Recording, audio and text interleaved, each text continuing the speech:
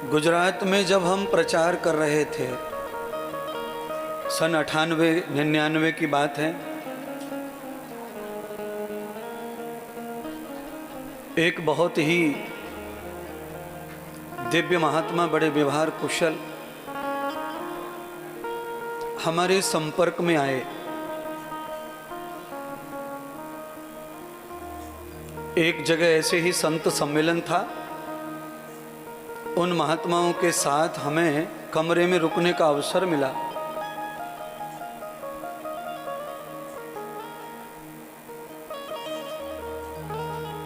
उन महात्माओं ने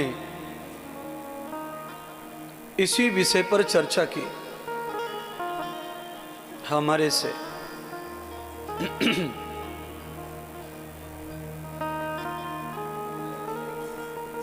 उन महात्माओं का मानना था कि ये जो राम है, कृष्ण है, दुर्गा है, पार्वती है, काली है,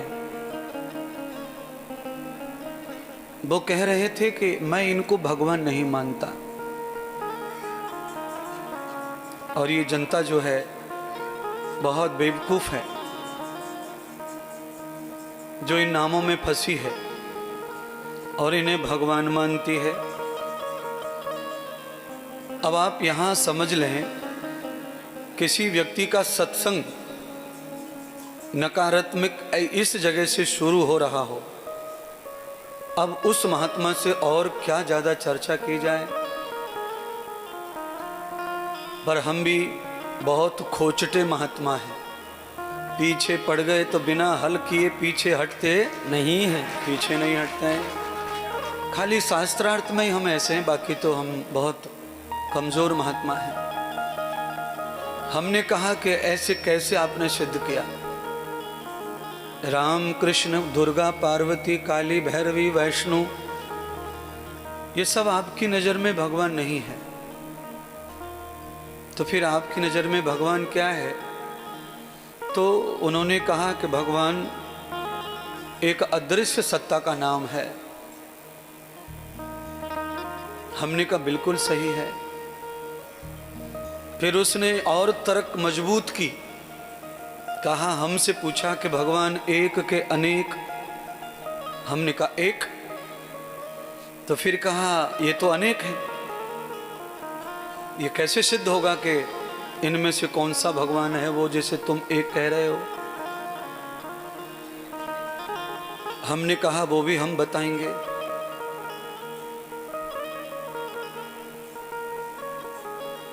हमने कहा अब देखो, चलो कमरे के बाहर। हमने कहा आपको कुछ दिख रहा है आगे? साधु ने कहा दिख रहा है। क्या? सामने से कुछ घोड़े जा रहे थे तो उन्होंने कहा घोड़ा दिख रहा है, घोड़े दिख रहे हैं। हमने कहा एक दिख रहा है कि अनेक? तो कहा 4-5 हैं, जितने हैं उतने दिख रहे। उसके बाद में फिर दूसरा जानवर आया, वो भी उनको दिखा और सही उसका रिजल्ट हुआ। उन्होंने सही कहा कि 3 गाय दिखी हैं, 1, 2, 3, सब उन्होंने ये सब चीज बताई। अनेक गाय दिखी, अनेक घोड़े दिखे, यानी कि जितने थे उतने दिखे। हमने कहा कि आप अनेक घोड़े देखे, आपने अनेक गाय देखी, सब गाय तो एक जैसी नहीं थी, उन्हें सब घोड़े एक जैसे थे, फिर आप कैसे कह सकते हैं कि ये घोड़े थे? अब हमने कहा कि अब आप आंख बंद करो। आंख बंद करके हमने कहा कि अब आप आंख बंद करके ये देखो कि आपको इस समय अपना बाप दिख रहा है कि नहीं?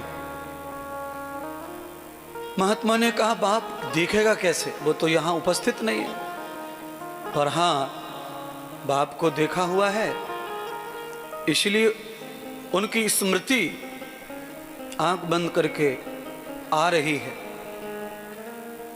तो हमने कहा बाप एक है कि अनेक है? तो साधु ने भी कहा कि एक है। पर बाप हमारा एक हो सकता है? ये दुनिया, जितनी दुनिया बैठी है, इनके सबके बाप तो अलग अलग ही है ना। सबके बाप अलग अलग होकर के भी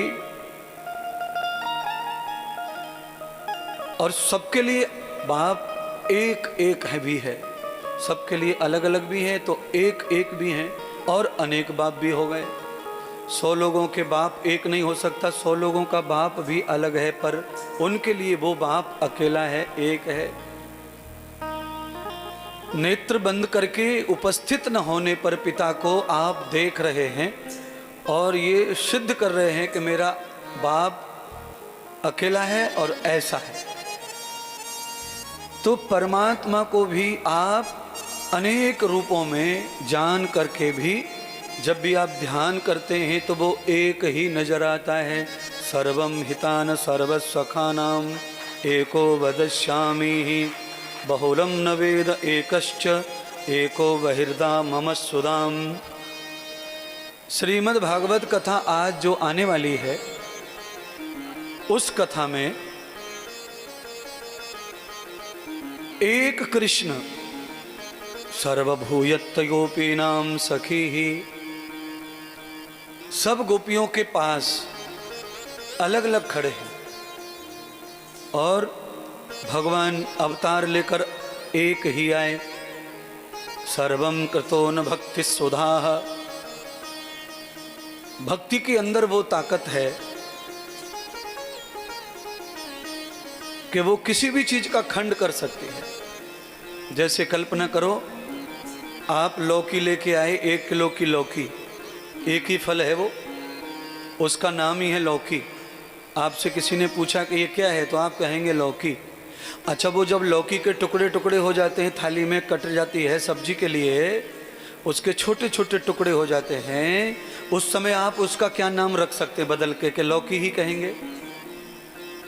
अगर मुझसे कोई पूछे तो मैं लौकी ही कहूँगा। ये क्या है थाली में कटा हुआ? लौकी। काशी फल होगा तो लोकासी फल। पर कटने से पहले तो वो खंड खंड नहीं था, तब भी लौकी था।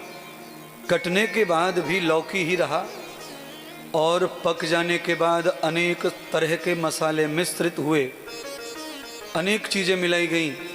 उसके पश्चात भी उसे हम गोभी आलू की सब्जी कह सकते नहीं हैं, उस समय भी हम लौकी का ही कहेंगे।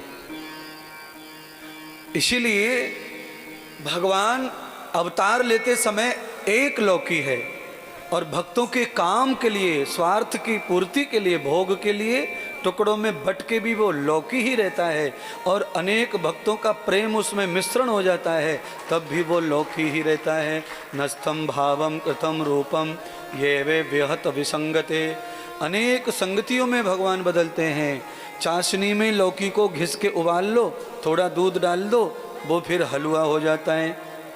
पर किसका हलवा हो जाता है, गाजर का कि लौकी का ही? हाँ, लौकी का। समझ गए? यानी कि आप उसे चाहे जितने रूपों में बदलो, पर वो लौकी शब्द कभी मिटने वाला नहीं है। परमात्मा को किसी भी रूप में घसड़ो, खींचतानी करो, पर उसका अस्तित्व जो नाम वाला है वो कभी घटता नहीं है। वो एक रूप है। मेरा पिताजी तो एक ही है, पर सबके तो अलग अलग है ना पिताजी। अब सबके अलग होके भी जब भी हम अपने पिताजी का नाम स्मरण करते हैं तो हम एक ही मानते हैं। दूसरों के भी पिताजी हैं, वो भी एक ही मानते हैं।